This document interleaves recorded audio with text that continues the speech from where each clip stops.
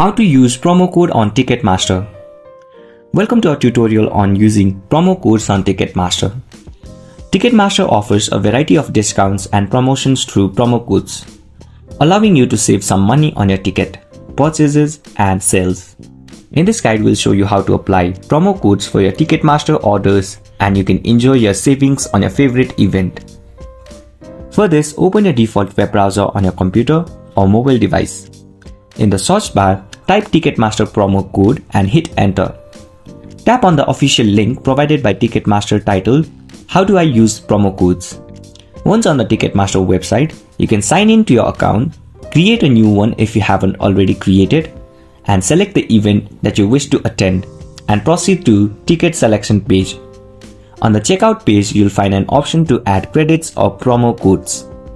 Enter your promo code into the designated field and click apply. If the promo code is valid, then the discounts will be applied to your order tool.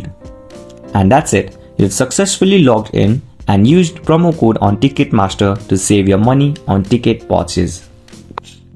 If you find this video helpful, please make sure to like and subscribe to our channel.